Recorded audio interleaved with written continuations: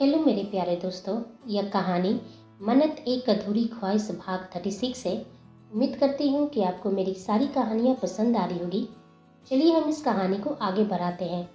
कमरे में सन्नाटा पसरा था। संध्या जी के चेहरे पर अब कोई डर नहीं था, न घबराहट न असमंजस।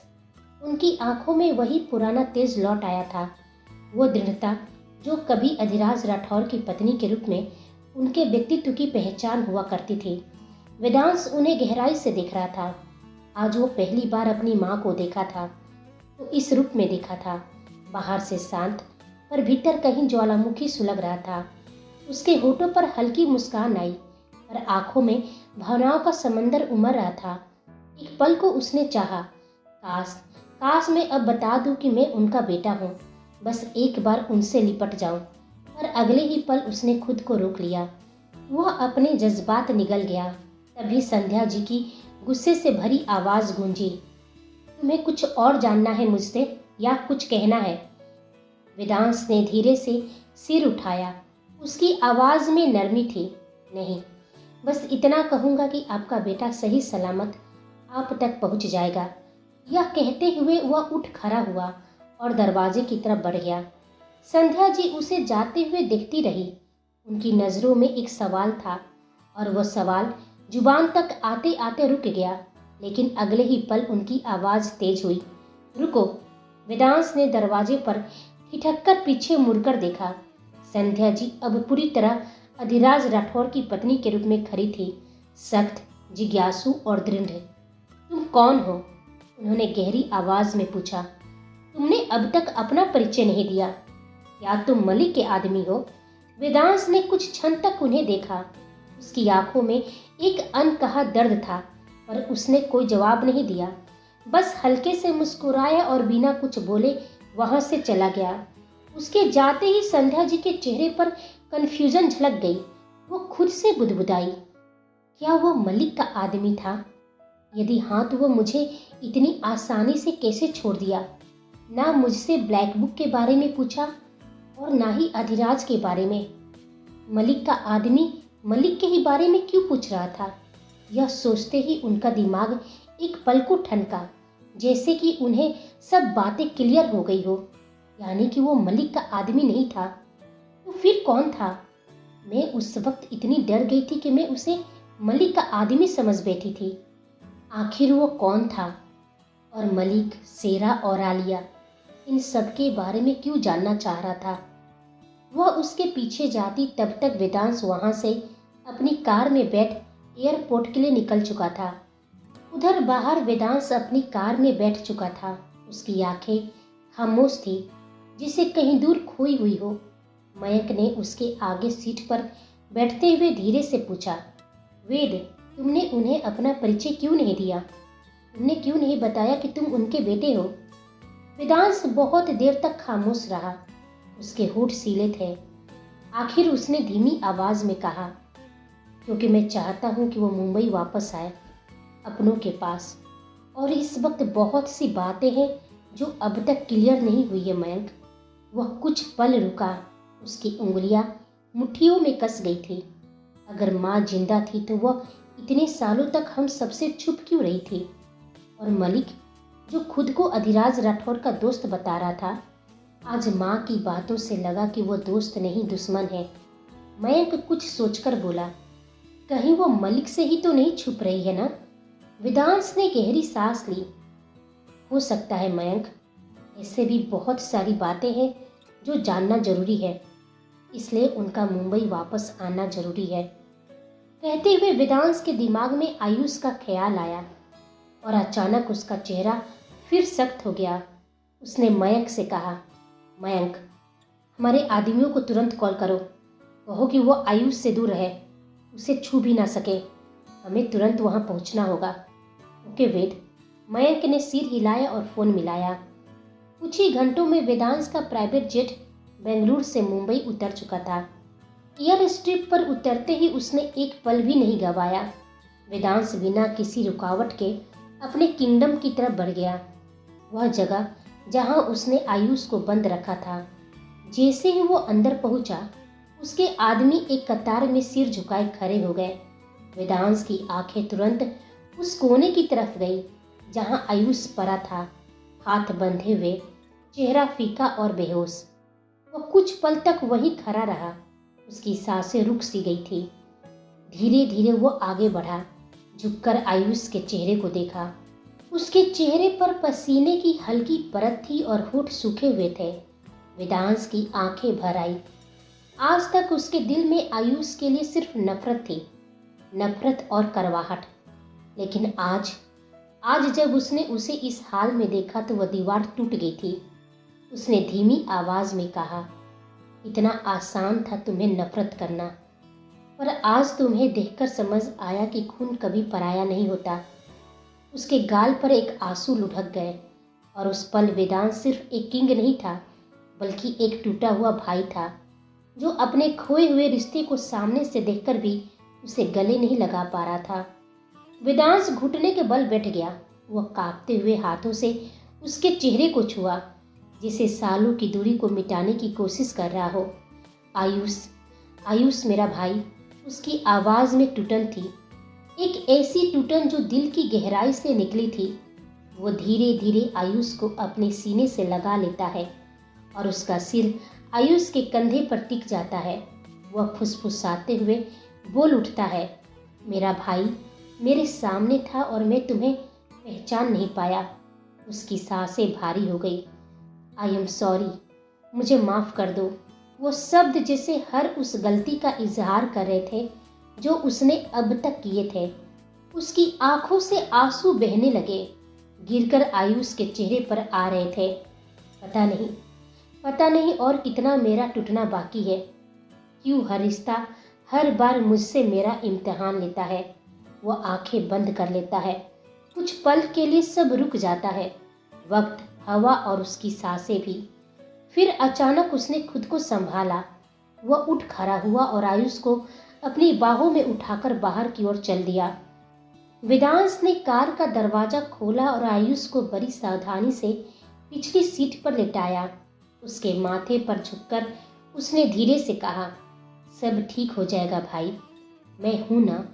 फिर उसने गंभीर और सख्त स्वर में बोला, शिव, हॉस्पिटल ले चलो।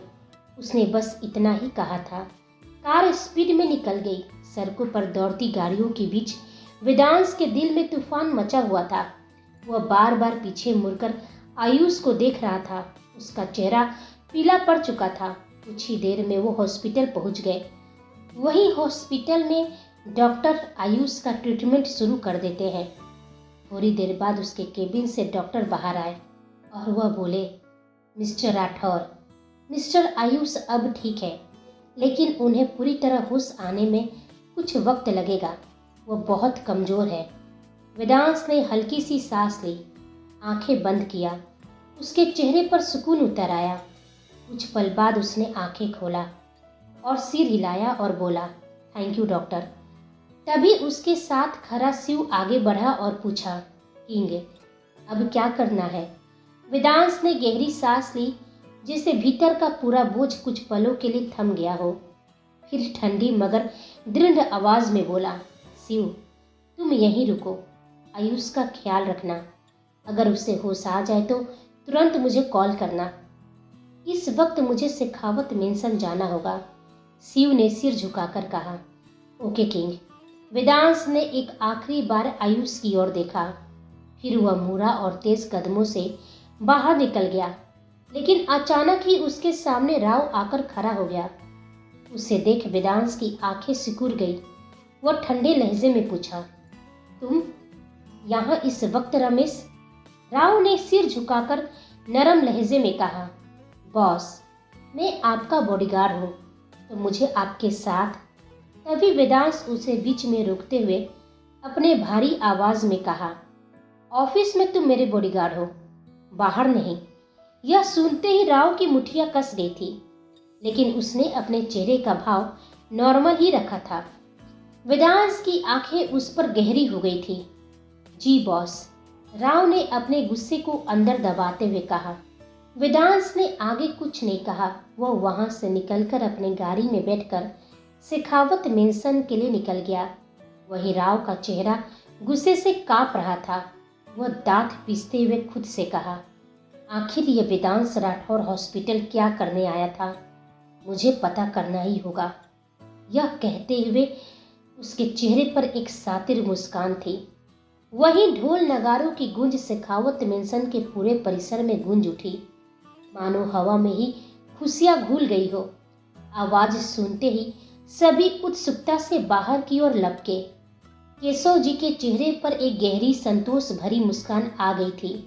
उन्हें किसी से कुछ पूछने की जरूरत नहीं थी। वह समझ चुके थे उनकी मनु आ चुकी है। मन्नत के लिए उसके दादाजी का जन्मदिन किसी फेस्टिवल से कम नहीं होता था। वो भी क्यों नहीं, उसका पूरा परिवार ही सिर्फ उसके दादाजी ही थे। जब सभी बाहर आए तो सभी खुशी से हैरान रह गए। मन्नत नाच रही थी, झूम रही थी। उसकी लाल सूट का दुपट्टा हवा में लहराई और उसी पल पीछे से कैमरे की फ्लैश जली। वेदांश कैमरे लिए खड़ा था। वह कब यहाँ आ चुका था किसी को भनक तक नहीं लगी।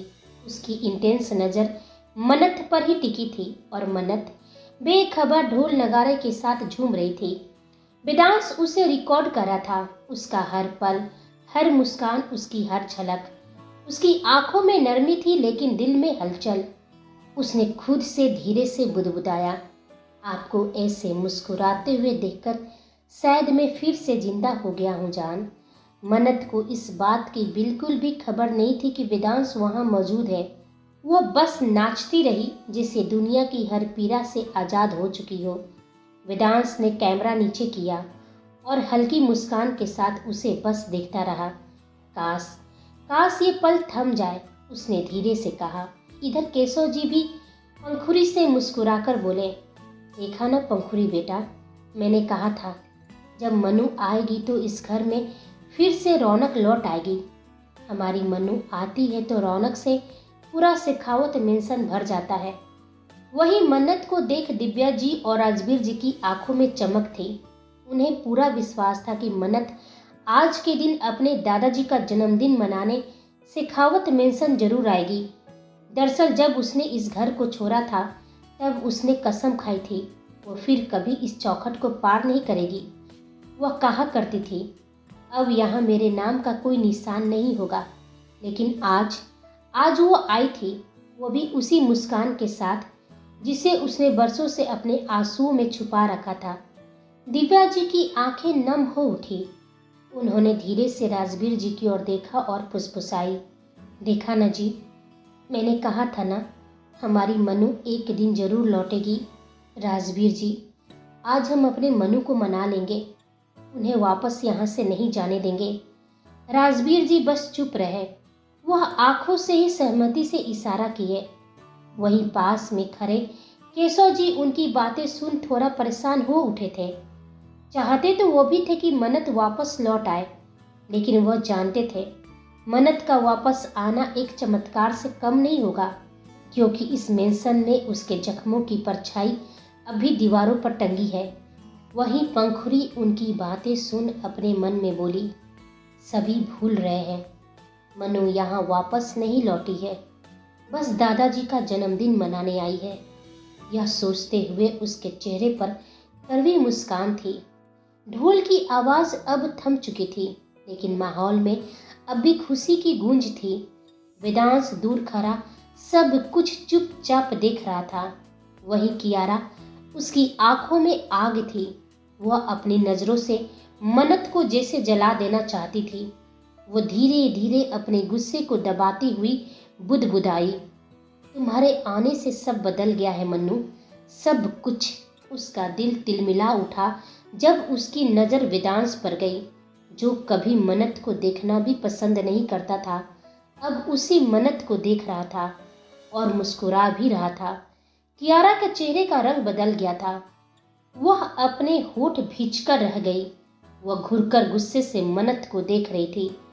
अगर मेरा बस चले तो मैं इसी वक्त, उसके शब्द अधूरे रह गए, क्योंकि अगले ही पल उसकी नज़र एक बार फिर वेदांश पर चली गई, जिसे देख उसकी आंखें नम हो गई। वेदांश जो अभी अपने फोन में मन्नत का वीडियो बना रहा था, यह देख वह अंदर ही अंदर जल उठी। उसका गुस्सा अब सिर्फ मन्नत से नहीं बल्कि खुद से भी था। वह अपने मन में सोचते हुए बोली, तब मनु वेदांश के दिल में अपनी जगह बना ली और मुझे पता भी नहीं चला। वहीं वेदांश ने जैसे ही उसकी नज़रों को महसूस किया, वो धीरे से मुड़ा और कुछ पल कियारा की तरफ देखा। दोनों की निगाहें टकराई, पर वेदांश के चेहरे पर कोई प्रतिक्रिया नहीं थी, सिर्फ एक सर्द ठंडापन था। वह वापस मुड़ा और मन्नत की तरफ देखने लगा। कियारा गुस्से से अपने नाखून हथेली में गरा लिए। वेदांश उसे पूरी तरह से इग्नोर कर चुका था और वह बर्दाश्त नहीं कर पा रही थी। वहीं नूतन जी, सहानी, ओम जी और सावित्री जी भी शेखावत मेंशन पहुंच चुके थे। सहानी धीरे से कियारा के पास आई और धीमे स्वर में बोली, भूल जा भाई को कियारा, यही तेरे लिए बेहतर होगा। उनकी नज़रों और दिल में अब सिर्फ और सिर्फ मन्नत है। अब हम कुछ नहीं कर सकते हैं। यह सुनते ही कियारा सहानी को घूरकर देखी और वहां से चली गई, क्योंकि अब उसका वहां रुकना बर्दाश्त से बाहर था। वहीं नूतन जी की नज़र जैसे ही वेदांश पर पड़ी, उनके चेहरे पर एक कोमल मुस्कान आ गई। वो चाह रही थी कि वेदांश से बातें करे, क्योंकि 2 दिन पहले जो कुछ भी हुआ था वो अभी तक उनके दिल से गया नहीं था। पर वेदांश वो सबको नज़रअंदाज कर बस एक ही चेहरा देख रहा था, मन्नत का। उसे किसी की परवाह नहीं थी, क्योंकि परवाह तो अब सिर्फ उसको अपनी जान की थी। इसी बीच मन्नत की नज़र जैसे ही केशव जी पर पड़ी, उसका चेहरा चमक उठा। वह अपनी चूड़ियों की खनक के साथ दौड़ी और सीधे उनके सीने से लग गई और मुस्कुराते हुए बोली, हैप्पी बर्थडे दादू। सारा माहौल में मिठास घुल गई। केशव जी हंस पड़े। उनकी झुर्रियों में भी एक मासूम चमक थी। मन्नत ने शरारती मुस्कान के साथ कहा, आज तो आप बहुत हैंडसम लग रहे हैं दादू। कहीं ऐसा ना हो कि पार्टी में आज आई लड़कियों की नज़र आपसे हट ही ना पाए। सभी सुनते ही हंस पड़े। यह वही मन्नत थी जो अपने दर्द को हंसी के पीछे छिपा लेती थी। केशव जी ने उसके सिर पर प्यार से हाथ फेरा और मुस्कुराकर बोले, अभी भी आपकी ये बचकानी हरकतें नहीं गई मन्नू। और सुनिए, आप कुछ भूल रही हैं। आज जन्मदिन सिर्फ मेरा नहीं, आपका भी है। मन्नत एक पल को ठिठक गई। चेहरे की मुस्कान फीकी पड़ गई, आंखें हल्की सी नम हो गई। वो धीरे से बोली, दादू आज तो सिर्फ आपका दिन है, मेरा नहीं। वो नीचे देखने लगी, क्योंकि यह वही दिन था जिसे वो हर साल याद नहीं करना चाहती थी। इसलिए वह जब भी मुंबई में होती, केशव जी के जन्मदिन के बहाने ही सही, खुद को किसी और की खुशी में छुपा लेती थी। आसपास खड़े दिव्या जी, राजवीर जी और कबीर मन्नत को ही देख रहे थे। वे चाह रहे थे कि उसे विश करे, उसके पास जाए, पर किसी में इतनी हिम्मत नहीं थी। जैसे कोई दीवार बीच में खड़ी हो, अतीत की, दूरी की और अपराध बोध की। तभी बानी और क्रिस आगे आए। दोनों मुस्कुराते हुए बोले, हैप्पी बर्थडे दी। मन्नत ने उनकी ओर देखा, हल्की मुस्कान दी, पर आंखों में कोई भाव नहीं था। वह बस औपचारिक मुस्कान थी, जैसे किसी पुराने रिश्ते की बची खुशी तहजीब हो। उसी पल पीछे से किसी ने उसे जोर से गले लगा लिया। एक जानी पहचानी आवाज गूंजी, हैप्पी बर्थडे मेरी जान। वो पंखुरी थी। मन्नत के चेहरे पर मुस्कान लौट आई। दुनिया एक तरफ और पंखू एक तरफ। वो जानती थी कि पंखुरी आज का दिन कभी नहीं भूल सकती, पर फिर भी वह अपनी भावनाओं को दबाते हुए मन्नत बोली, आज जन्मदिन दादाजी का है पंखू। मुझे लगता है हमें सिर्फ उन पर फोकस करना चाहिए। पंखुरी ने हल्का सा मुंह फुलाया, पर आज तो तुम्हारा भी दिन है मन्नू। मन्नत ने मुस्कुराकर उसका चेहरा थाम लिया।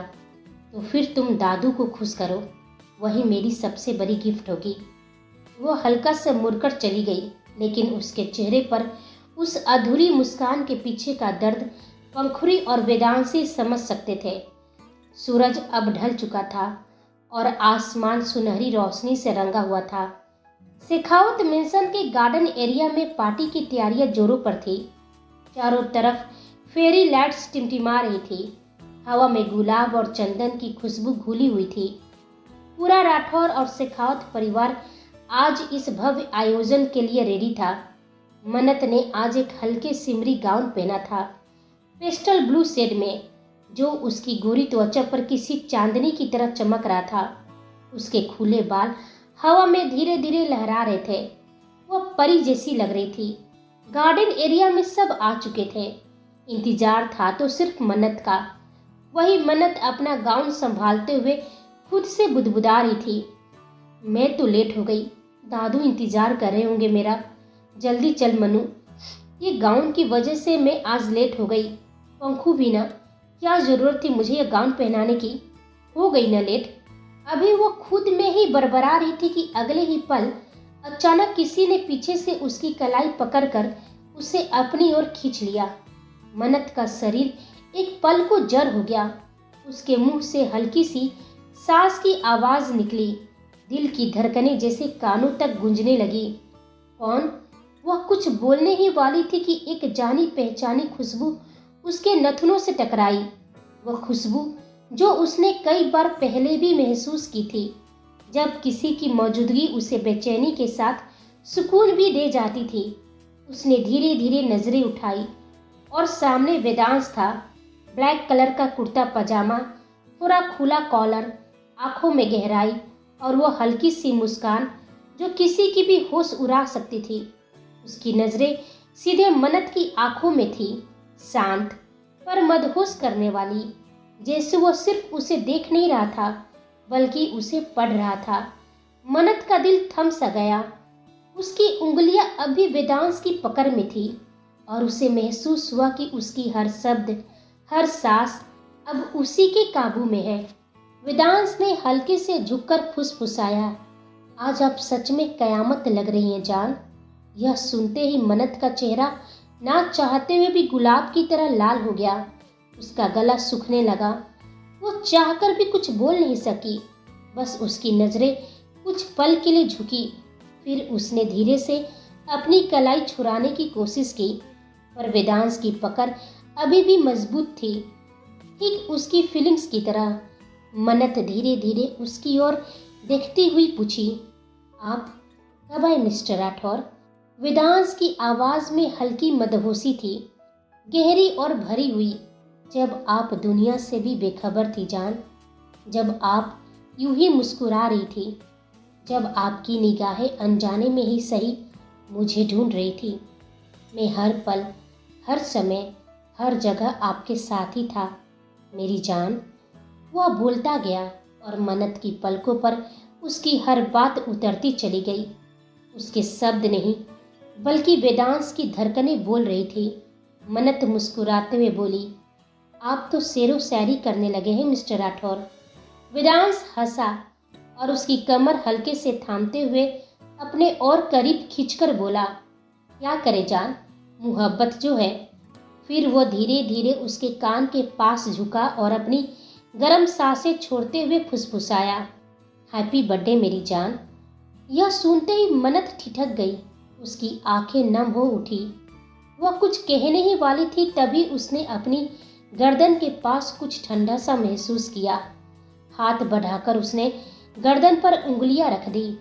ठंडी हवा में डायमंड पेंडेंट हल्के हल्के झिलमिला रहा था। उसकी आंखें धीरे धीरे उस पर ठहर गई। पेंडेंट पर बारीकी अक्षरों में लिखा था वन्नत। नीचे लिखा था 2 souls 1 heart। उसकी आंखें फैल गई। उसके होठ थरथरा उठे। नजरें उठाकर वेदांश को देखी, जो अपनी आंखों में ढेर सारा प्यार लिए उसे ही देख रहा था। ये आपने? वेदांश मुस्कुराया, हाँ मैंने जान, और अब ये हमेशा आपके साथ रहेगा। जैसे आपका नाम मेरी जिंदगी पर लिखा है, वैसे ही मेरा नाम आपकी धड़कनों में। मन्नत बस वेदांश को देखती रह गई। उसकी आंखों में हल्की नमी थी। वह बोली, मिस्टर राठौर, यह मैं कैसे? उसकी आवाज़ भरा रही थी। वह बहुत कुछ बोलना चाह रही थी। तभी वेदांश ने उसके होठों पर अपनी उंगली रख दी। कुछ मत कहो जान, ये नाम सिर्फ हमारे लिए है, आपका और मेरा, एक साथ। वह उसका चेहरा अपने हाथों में थाम लिया। कुछ तो निशानी चाहिए थी ना, जिसे वक्त पूछे तो मैं कह सकूं, आप बस मेरी हैं और हमेशा रहेंगी। मनत की पलकों से आंसू लुढ़क पड़े। कभी सोचा नहीं था कि एक दिन आपसे ऐसे पल भी देखूंगी। वेदांश ने उसके आंसू पोंछते हुए कहा, आपसे मिला हर पल मेरी जिंदगी का सबसे बड़ी दुआ बन गया है जान। दोनों कुछ पल तक बस एक दूसरे को देखते रहे। वेदांश ने उसके माथे को हल्के से चूमा और एक बार फिर कहा, हैप्पी बर्थडे मेरी वनत।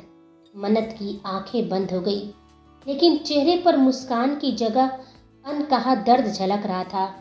जैसे सब कुछ मिलने के बाद खोने का खौफ भी था। वेदांश ने फिर उसे अपने सीने में भर लिया। कुछ देर के लिए सब कुछ थम गया। दुनिया की रौनक, ढोल नगारों की आवाज, सब कहीं दूर हो गए। उनकी धड़कनें एक लय में चल रही थी, सांसें भी उसी ताल में थी। वह पल बस वेदांश और मनत का था। कोई शब्द नहीं, सिर्फ एहसास और मौन की गहराई। मनत अपनी आंखें बंद कर उसके पास रुक गई और वेदांश ने अपनी बाहों में उसे महसूस किया, जैसे सारी दुनिया उसी पल में समा गई हो। तभी मनत ने धीरे से कहा, मिस्टर राठौर, पार्टी में हमारे सब इंतजार कर रहे होंगे। आई थिंक हमें अब चलना चाहिए। वेदांश का मन बिल्कुल भी नहीं था। उसका दिल अभी भी मनत की बाहों में बंधा हुआ था, लेकिन उसने मजबूरी से उसे छोड़ते हुए उसके माथे पर हल्का सा किस किया। इधर पार्टी में केक पहले ही सज चुका था। केशव जी वहां खड़े थे, मुस्कुराते हुए मनत के आने का बेसब्री से इंतजार कर रहे थे। जैसे ही मनत एरिया में आई, केशव जी का चेहरा खिल उठा, मुस्कान उनकी आंखों तक फैल गई। मनत हल्का सा मुस्कुराई और उस पल की मासूमियत, केशव जी की आंखों में छलकते प्यार, सबने माहौल को और भी खास बना दिया। केशव जी उसके सिर पर हाथ रखते हुए बड़े प्यार से बोले, हम जानते हैं बेटा, आपको अपना जन्मदिन मनाना बिल्कुल भी पसंद नहीं है, इसलिए हमने आज तक कभी जबरदस्ती की भी नहीं। लेकिन आज हम चाहते हैं कि आप हमारे साथ, यानी कि अपने दादू का जन्मदिन मनाएं। क्या आप अपने दादू की यह इच्छा पूरी नहीं करेंगी? मनत ने हल्की मुस्कान के साथ सिर हिलाया। ठीक है दादू, आपकी खुशी के लिए मैं कर लेती हूँ, लेकिन प्लीज़ इससे ज़्यादा उम्मीद मत रखिएगा, मैं नहीं कर पाऊंगी। केशव जी के चेहरे पर हल्की मुस्कान खिल गई। मनत ने उनके साथ मिलकर केक काटा। पार्टी का माहौल अब पूरी तरह से शुरू हो गया था। संगीत, हंसी और बातचीत की हलचल चारों तरफ फैल गई। वेदांश, कबीर और मयंक एक तरफ बैठे थे। कबीर की नजरें बार बार मनत पर टिकती थी। वेदांश ने उसके कंधे पर हाथ रखते हुए बोला, तुम्हारी बहन है, जाकर उससे बात करो, मेरा ख्याल है वो तुम्हारी जरूर सुनेगी। कबीर ने दर्द भरी आवाज में कहा, बहुत कोशिश की यार, लेकिन वह मुझसे बहुत नाराज है, और होगी भी क्यों नहीं। मैंने कौन सा भाई होने का फर्ज निभाया, हमेशा उसे गलत ही समझा। यह कहते हुए उसकी आंखें नम हो गई थी, पर उसने आंसुओं को खुद में दबा लिया और खुद को कंट्रोल किया। तभी मयंक ने कहा, वक्त सब सही कर देता है कबीर, ऐसे भी मनु ने बहुत कुछ सहा है, इतना आसान नहीं होता किसी को माफ कर देना। उसने अपनी नज़र कबीर पर डाला और बोला, लेकिन तू कोशिश कर, शायद तुझे माफ कर दे। कबीर ने मायूस होकर हाँ में सिर हिलाया। जैसे जैसे पार्टी का समापन हुआ, सभी मेहमान जा चुके थे। मनत भी अब जाने को सोच रही थी। वह केशव जी और पंखुड़ी के पास आई और बोली, दादू अब मुझे भी निकलना चाहिए, वरना रात काफ़ी हो जाएगी। केशव जी उसके सिर पर हाथ रखते हुए बोले, आज आप यहीं रुक जाती तो हमें बहुत अच्छा लगता। मनत ने कुछ नहीं कहा, लेकिन उसकी खामोशी बहुत कुछ कह गई थी। उसी वक्त दिव्या जी अचानक उसके सामने खड़ी हो गई। आज उन्हें खुद पर काबू नहीं रहा। वो जानती थी यही मौका था मनत से बात करने का, वरना एक बार फिर मौका हाथ से निकल जाता। आज उन्हें मनत से बात करनी ही थी। मनत के कदम वहीं रुक गए।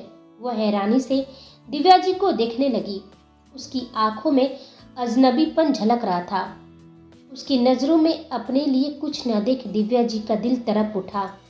उनकी आंखें नम हो गई। वो गहरी आवाज में बोली, आप हमें ऐसे क्यों देख रही हैं मन्नू? हम आपकी माँ हैं। मन्नत पहले कुछ पल के लिए ठहरी।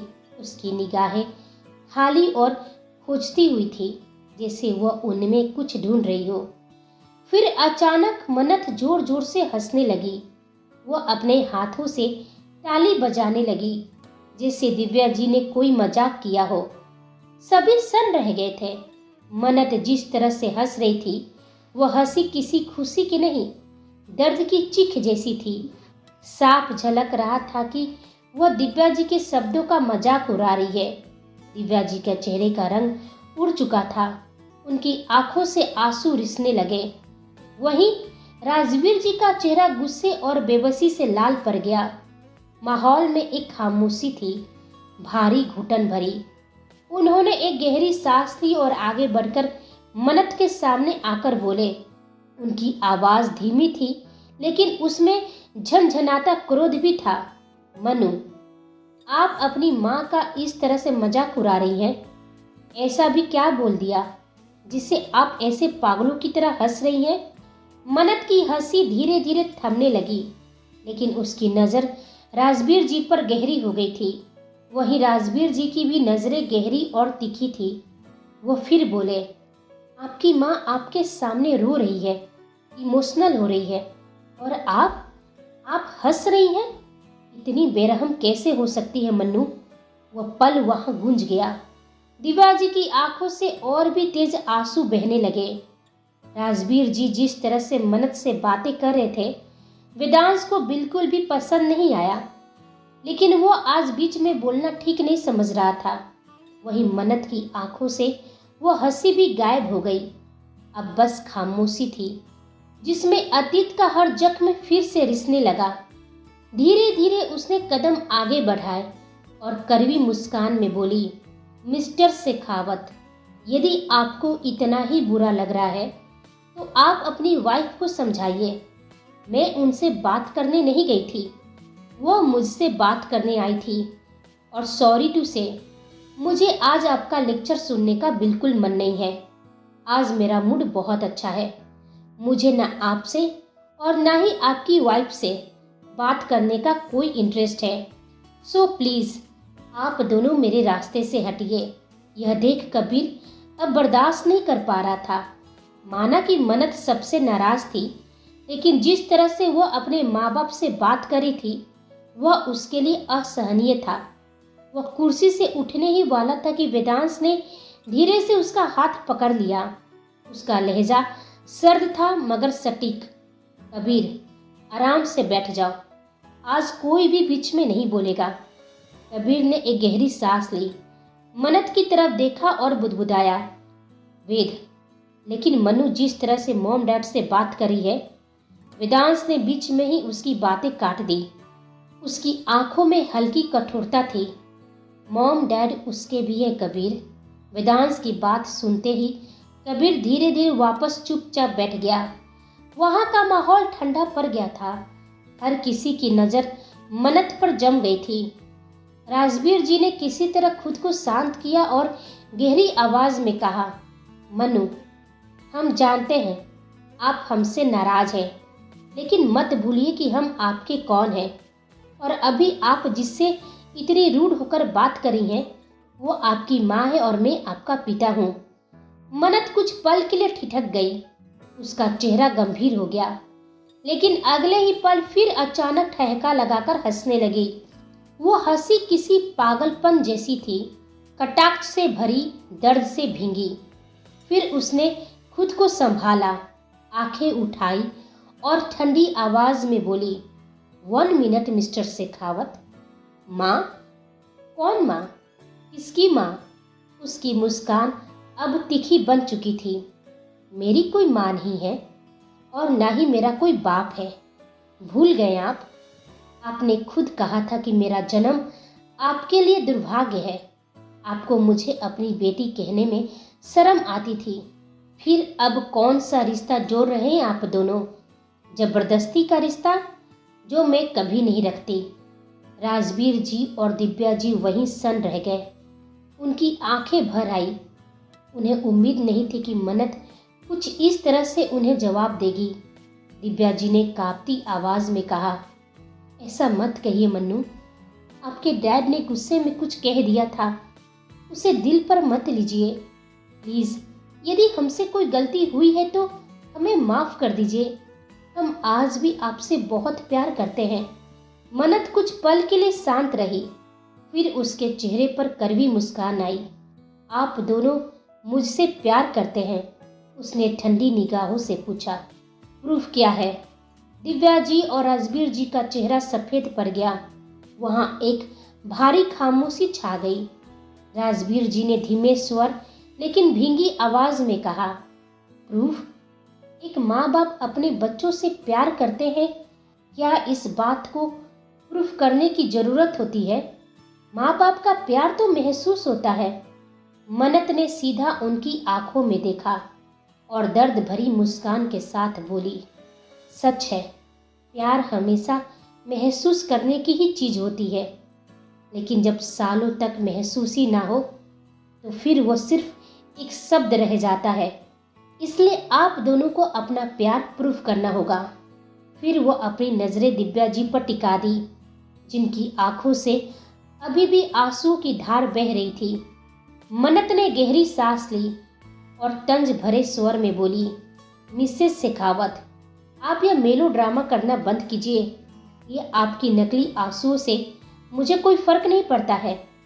मैं आप दोनों का काम आसान कर देती हूँ। चलिए, मैं आप दोनों से कुछ सवाल पूछूंगी। यदि आप दोनों उसका सही जवाब दिए तो मैं आप दोनों को माफ कर दूंगी।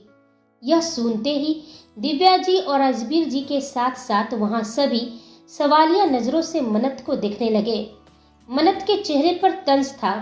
वह बोली, डोंट वरी मिस्टर और मिसेस शेखावत, सवाल कोई आउट ऑफ सिलेबस नहीं होगा और ना ही टॉप लेवल का होगा जो आप दोनों इतने घबरा गए।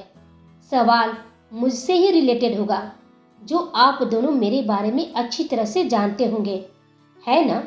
मन्नत की निगाहें उन दोनों पर अजीब तरह से टिक गई थी, जैसे अपने ही सवाल पर कटाक्ष मार रही हो। खैर, आप दोनों मेरे माँ बाप हैं, मुझे विश्वास है आप दोनों मुझे निराश नहीं करेंगे। दिव्या जी और राजवीर जी के चेहरे पर चमक लौट आई।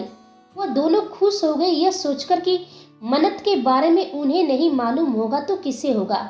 वहीं पंखुड़ी और केशव जी के चेहरे पर कड़वी मुस्कान थी। वे समझ गए थे कि आज दिव्या जी और राजवीर जी के प्यार की अग्नि परीक्षा है, जिसमें वो बुरी तरह से फेल होने वाले थे। वहीं कबीर चुप बैठा था।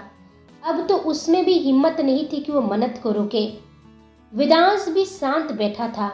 उसका चेहरा एक्सप्रेशनलेस था। वो चाहता तो मन्नत को रोक सकता था, लेकिन वो चाह रहा था कि आज मन्नत अपने हर सवाल का जवाब खुद ही अपने माँ बाप से ले। मन्नत ने गहरी सांस ली और आराम से बोली, चलिए शुरू करते हैं, कौन किसके माँ बाप? उसने अपनी नजरें कियारा की ओर घुमाई।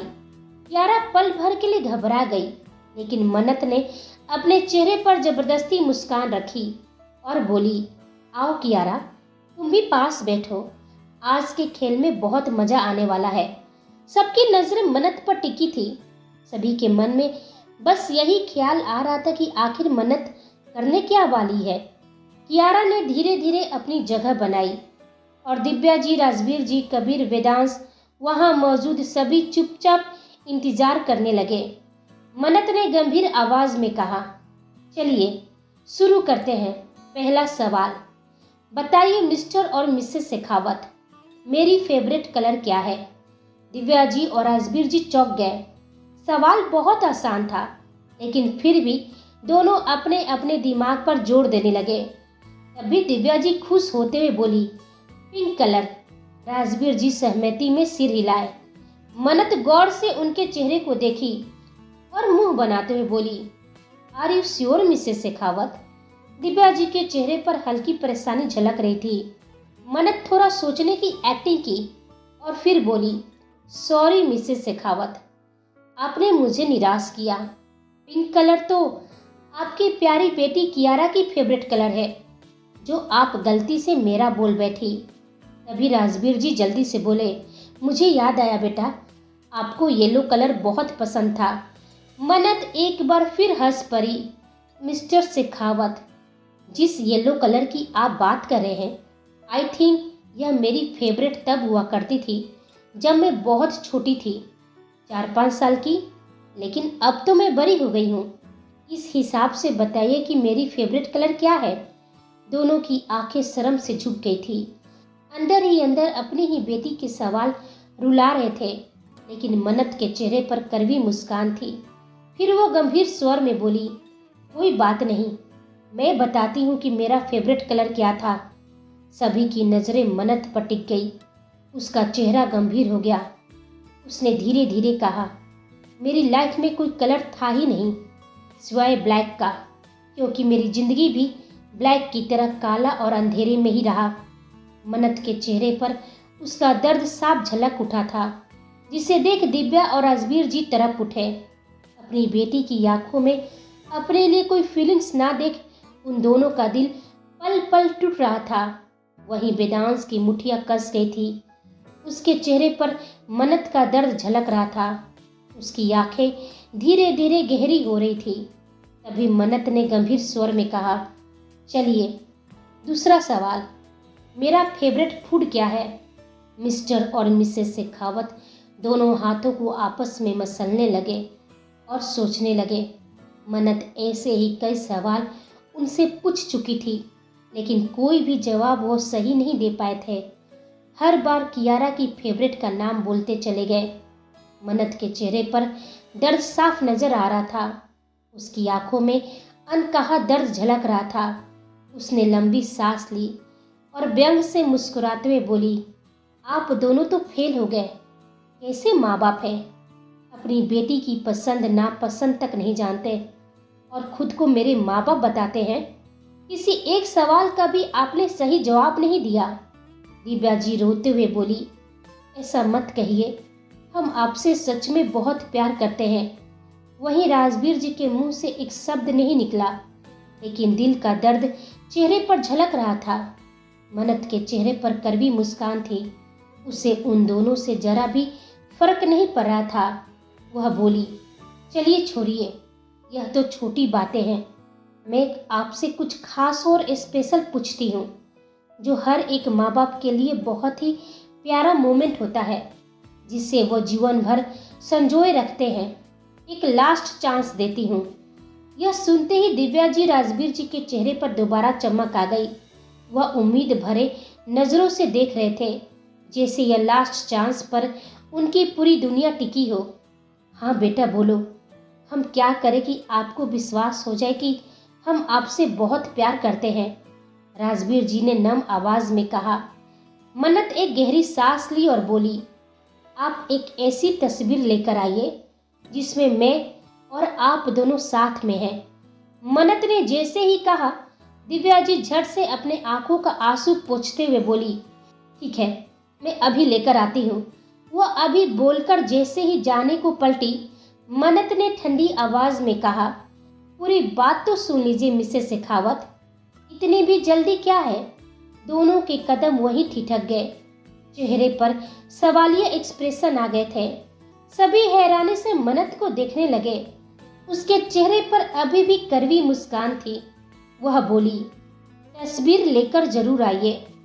जब मैं 7 साल की थी, यानी 7 साल बाद वाली तस्वीर, उससे पहले की तस्वीर नहीं।